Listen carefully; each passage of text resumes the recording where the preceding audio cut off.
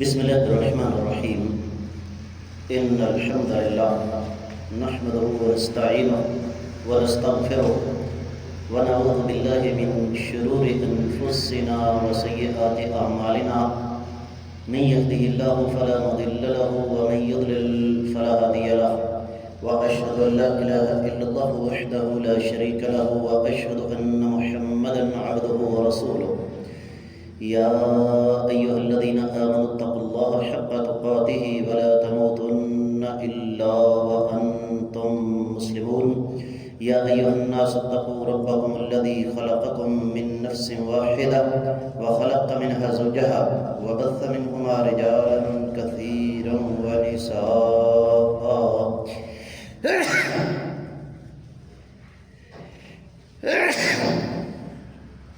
واتقوا الله الذي تساءلون به والأرحام إن الله كان عليكم رقيبا. يا أيها الذين آمنوا اتقوا الله وقولوا قولا سديدا يصلح لكم أعمالكم ويغفر لكم ذنوبكم، ومن يطع الله ورسوله فقد فاز فوزا عظيما. أما بعد فإن خير الحديث كتاب الله، وخير الهدي هدي محمد صلى الله عليه وسلم، وشر الأمور محدثاتها، وكل محدثة بدعة، وكل بدعة ضلالة، وكل ضلالة في النار. قال الله عز وجل بعد أعوذ بالله السميع العليم من الشيطان الرجيم: ولا تمش في الأرض مرحا إنك لن تخرق الأرض ولن تبلغ الجبال طولا. عذاب قبر کا 12واں سبب وہ کیا ہے؟ غرور اور تکبر. اس حوالے سے 2-3 موٹی موٹی باتیں یاد رکھیے. سب سے پہلی چیز کہ غرور اور تکبر کہتے کسے ہیں؟ کسی انسان کو اللہ تعالیٰ نے مال دیا ہے، وہ اپنی حیثیت کے مطابق اچھا پہنتا ہے، اچھا گھر ہے اس کا، یا اس کے پاس اچھی سواری ہے، اچھا کھاتا ہے، کیا یہ تکبر ہے؟ بالکل نہیں. تکبر کسے کہتے ہیں؟ اللہ کے رسول صلی اللہ علیہ وسلم نے 2 چیزیں بتائیں، اور یہ کوئی نہیں آپ کو بتائے گا، نوٹ کر کے رکھیے. آپ نے فرمایا تکبر کیا ہے؟ غمط الناس وبطر الحق. تکبر میں 2 چیزیں آتی ہیں: لوگوں کو اپنے آپ سے حقیر سمجھنا اور حق بات کو جھٹلانا. جس بندے کے اندر یہ 2 چیزیں پائی جائیں، سمجھ لیجیے کہ وہ شخص متکبر ہے. میں تمہیں کیا سمجھتا ہوں، تمہاری کیا اوقات ہے، ان لوگوں کی حیثیت کیا ہے. یہ جملے ہمارے معاشرے میں عام ہیں. اور یاد رکھیے گا، اللہ کے رسول صلی اللہ علیہ وسلم کی ایک حدیث ہے، آپ نے فرمایا 3 قسم کے لوگ ہیں، رب کائنات ان کی طرف قیامت والے دن نظر رحمت سے نہیں دیکھیں گے. اللہ تعالیٰ ان کے ساتھ شفقت والا، محبت والا کلام نہیں کریں گے، سختی والا کلام ہوگا. واقفوہم انہم مسئولون. ان کو روکو، ان سے باقاعدہ سوال کیا جائے گا. یہ سختی والا کلام ہے، محبت والا نہیں. تو پہلی سزا 3 قسم کے لوگوں سے اللہ تعالیٰ نظر رحمت سے نہیں دیکھیں گے. دوسری سزا رب کائنات ان سے نرمی والا، شفقت والا، محبت والا کلام نہیں کریں گے. تیسری سزا رب کائنات ان کے گناہ معاف نہیں کریں گے. چوتھی سزا ان کے لیے دردناک قسم کا عذاب ہے، اور ان میں سے ایک آدمی کون ہے؟ حدیث کے الفاظ ہیں عائل مستکبر، ایک ایسا بندہ جو کنگال، اللہ، غریب، فقیر ہے، تنگ دست ہے، لیکن پھر بھی اس کی پکڑی ختم نہیں ہوتی۔ اور آپ نے ایسے لوگ دیکھے ہوں گے، بڑی تکلیف ہوتی ہے، لیکن انسان کر کچھ نہیں سکتا۔ کچھ لوگوں کو دیکھ کر انسان یہ سوچتا ہے کہ ان لوگوں کو ذرہ برابر بھی احساس نہیں کہ ہماری دنیا تو چلو فاقوں سے بیت رہی ہے، ہماری دنیا تو بمشکل گزارا ہو رہا ہے، کم از کم اپنی آخرت کی فکر کر لیں۔ یہی وجہ ہے میں نے آپ کے سامنے جو آیت مبارکہ پڑھی وہ کیا ہے؟ اللہ فرماتے ہیں وَلَا تَمْشِ فِي الْأَرْضِ مَرَحًا، کبھی بھی اللہ کی زمین پر اکڑ کر مت چلو، إِنَّكَ لَن تَخْرِقَ الْأَرْضَ وَلَن تَبْلُغَ الْجِبَالَ طُولًا، اپنی اکڑ والی چال سے نہ تو تم زمین کا سینہ پھاڑ سکتے ہو اور نہ ہی پہاڑوں کی بلندی کو چھو سکتے ہو۔ اگر انسان اپنے دماغ پر بوجھ ڈال لے تو کسی ایک نعمت کا نام لیجئے جو کسی انسان کے پاس ہمیشہ رہی ہو۔ حسن ہمیشہ رہتا ہے، جوانی ہمیشہ رہتی ہے، شہرت ہمیشہ رہتی ہے۔ تازہ ترین مثال لے لیجئے، چونکہ میرا تعلق سوشل میڈیا کے ساتھ ہے، آپ میں سے جان شیر خان کو کون جانتا ہے؟ ذرا بتائیے ہاتھ کھڑا کر کے۔ پتہ ہے جہانگیر خان کے بعد پاکستان کے لیے اسکواش نامی جو کھیل ہے نا، اس کی سب سے زیادہ ٹرافیاں اس بندے نے جیتی، پٹھان ہے، اور یہ وہ بندہ ہے جس نے 6 سے زیادہ مرتبہ جو اسکواش کا عالمی چیمپئن رہا۔ کسی کو پتہ اس وقت وہ کس حال میں ہے؟ یہ وہ بندہ تھا کہ جس سے آٹوگراف لینے کے لیے لوگوں کی لائنیں لگی ہوتی تھیں۔ اس زمانے میں کیمرے تھے، موبائل نہیں تھے، لوگ لاکھوں روپیہ خرچ کرتے تھے کہ اس بندے کے ساتھ ایک تصویر بنا لی جائے۔ اس وقت حالت کیا ہے؟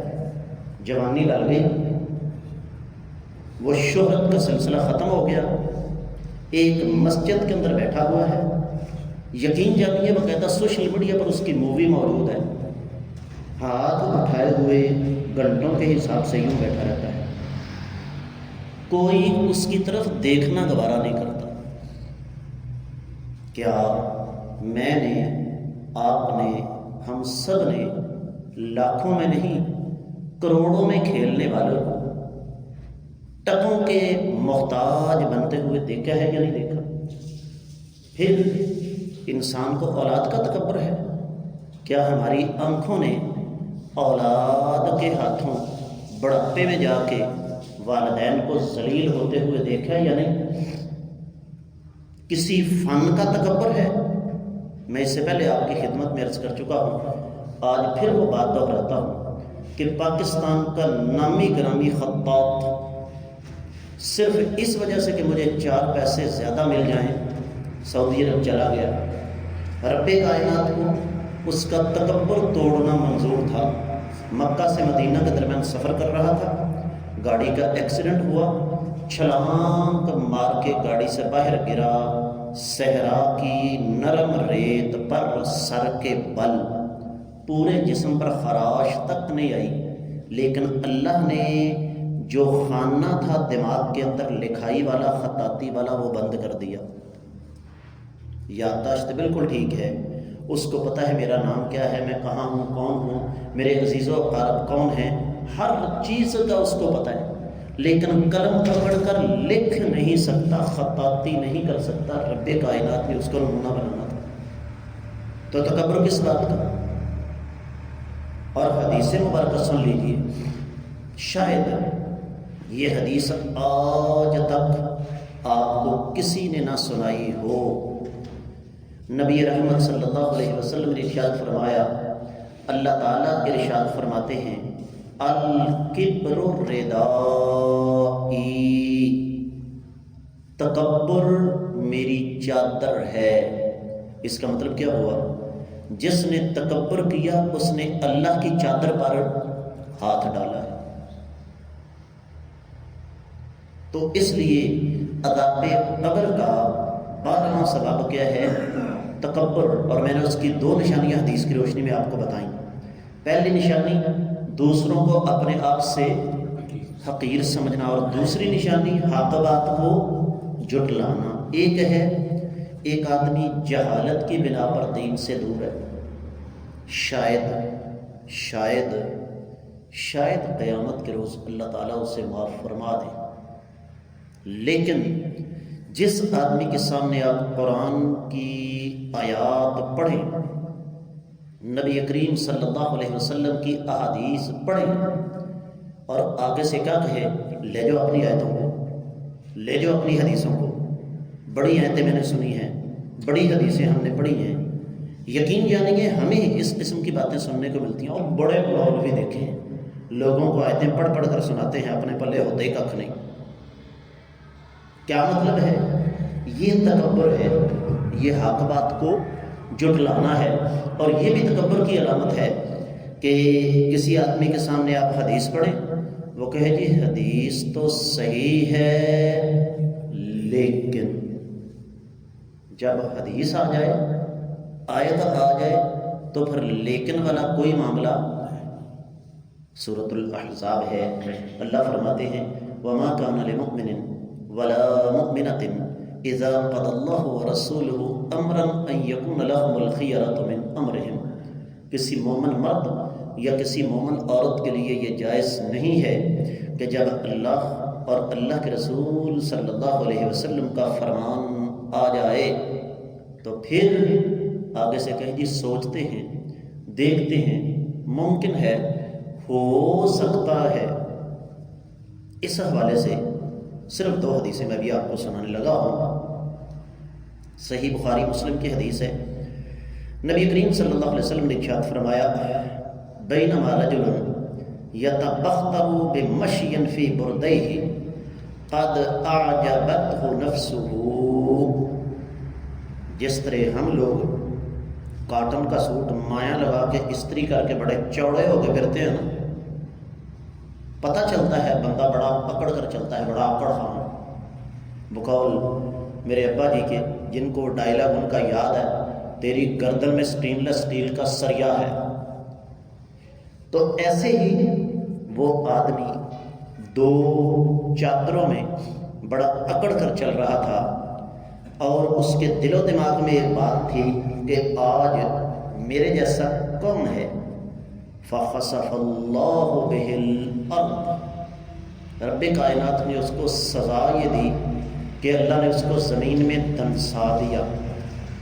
فَهُوَ يَتَجَلْجَلُ فِيهَا إِلَى يَوْمِ الْقِيَامَةِ، وہ قیامت والے دن تک زمین کے اندر مسلسل دھنستا ہی چلا جائے گا۔ دوسری حدیث، نبی کریم صلی اللہ علیہ وسلم نے ارشاد فرمایا، ما اسفل الکعبین من الازار ففی النار، مرد کا جو بھی لباس ٹخنوں سے نیچے ہے وہ جہنم میں ہے۔ اب ہمارے پاس ہزاروں گزر ہے نا، وہ جی میرے دل کا حال اللہ بہتر جانتا ہے، آپ کو تو نہیں پتا۔ میں تکبر کی وجہ سے شلوار ٹخنوں سے نیچے نہیں رکھتا، حالانکہ تکبر کی وجہ سے ہی رکھی جاتی ہے۔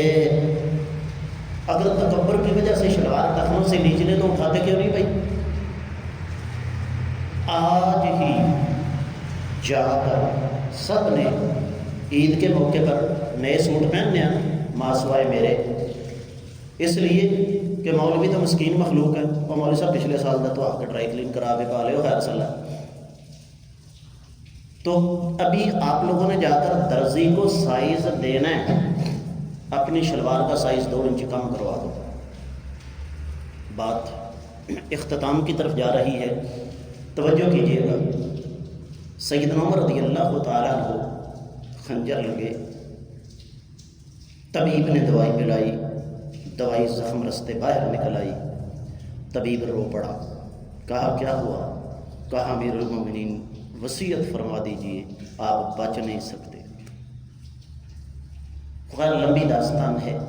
اسی اثنا میں ایک نوجوان آیا، آ کر اس نے کہا امیر المومنین آپ سے بڑا خوش نصیب کون ہے جنہوں نے مکہ میں اس وقت اسلام قبول کیا جب مسلمان کمزور تھے۔ آپ کی وجہ سے اسلامی تاریخ میں مسلمانوں کو پہلی مرتبہ بیت اللہ میں جا کے نماز پڑھنے کی توفیق عطا ہوئی۔ آپ وہ واحد آدمی ہیں جو اعلانیہ طور پر مکہ سے نکلے کہ لو بھی مکہ والوں میں جا رہا ہوں، جس کو اپنی بیویاں بیوہ اور بچے یتیم کروانے ہیں جرأت ہے تو مجھے کہ روک کر دکھائے۔ پھر آپ نے ہر موقع پر آقا علیہ الصلوۃ والسلام کا ساتھ دیا۔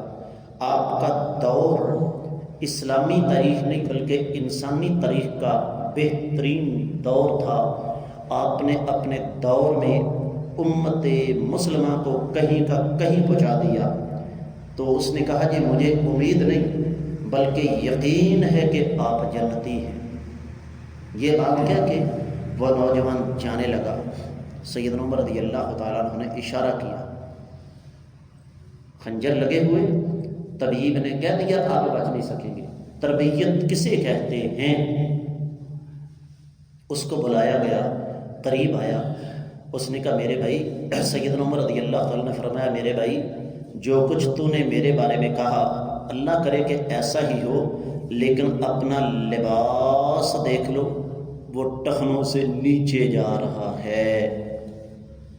ہمارے ہاں اس کو باعث عار سمجھا جاتا ہے، مذاق اڑایا جاتا ہے۔ تمہارے محلے میں کیچڑ ہوا ہے، چھوٹے بھائی کی شلوار پہن کر آ گئے ہو، سوٹ کے لیے کپڑا پورا نہیں مل سکا تو یاد رکھیے یہ تکبر کی علامت ہے کہ مرد کا لباس ٹخنوں سے نیچے ہو۔ آج افسوس کی بات یہ ہے فیشن کی وجہ سے خواتین کے ٹخنے ننگے ہیں اور مردوں کے ٹخنے سڑکیں صاف کر رہے ہیں۔ اس کے ساتھ ہی آج کا سبق مکمل ہوا۔ اللہ تعالی ہمیں سمجھ کر عمل کرنے کی توفیق عطا فرمائے۔